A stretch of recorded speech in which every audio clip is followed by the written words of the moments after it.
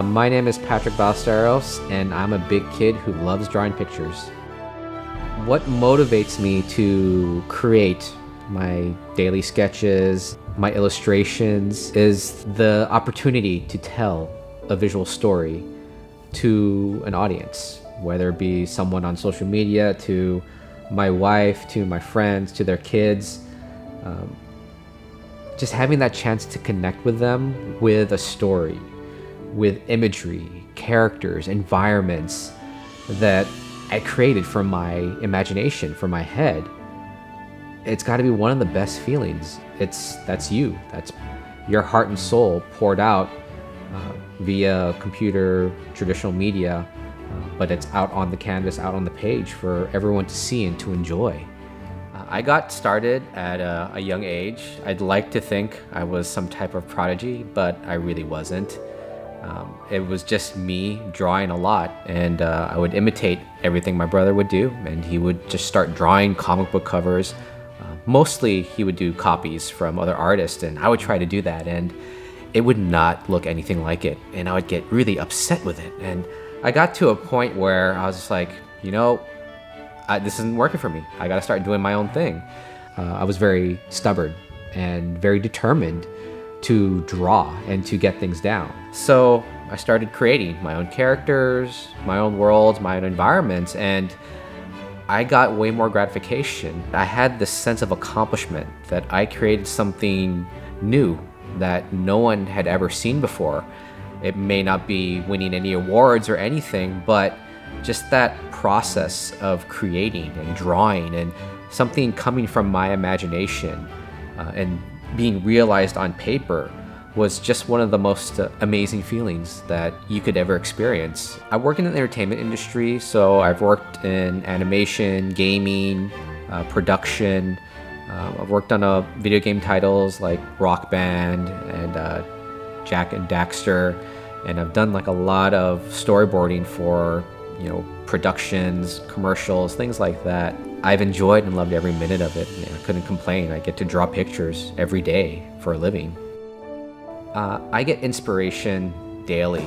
It could be the old man walking his dog, a little puppy dog wearing a little beret, crossing the street, to hanging out with my family and friends and listening to their stories and watching their mannerisms. It could be a movie that I'm watching for the 100th time and I've never seen something, or I've seen something different in a new light.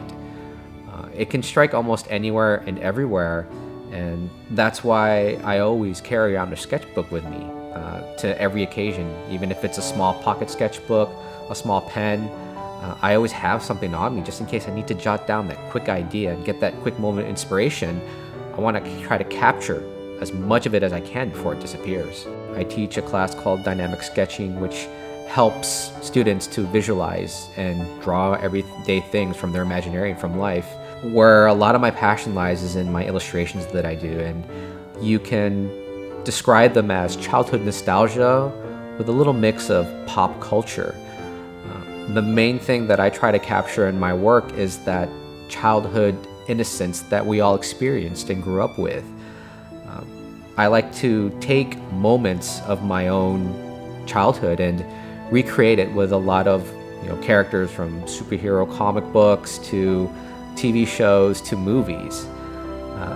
The thing is, when people look at my work, what I love seeing is them connecting to it in some way, like, oh, I was that kid, or wow, I remember that show, but I also remember when I used to do things just like that.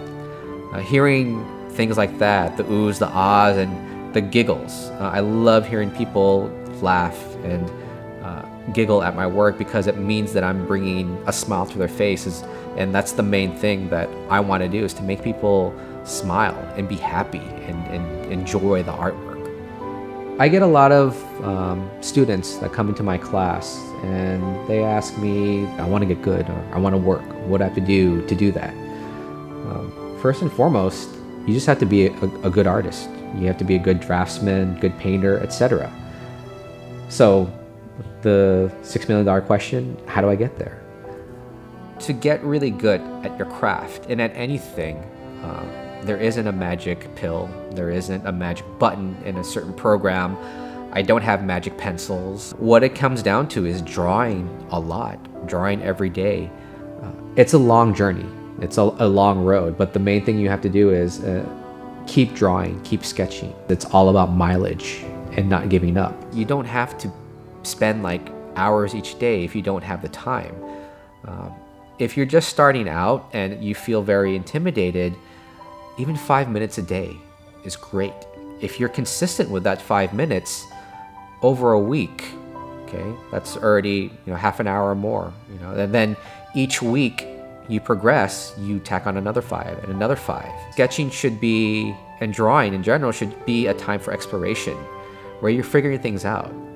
The things I tell my students all the time is, I want you to make mistakes. And you should feel like you can make mistakes in the sketchbook, because that's how you learn. That's how you become fast. That's how you become good. One of my teachers said, for every 100 mistakes, you make one good choice.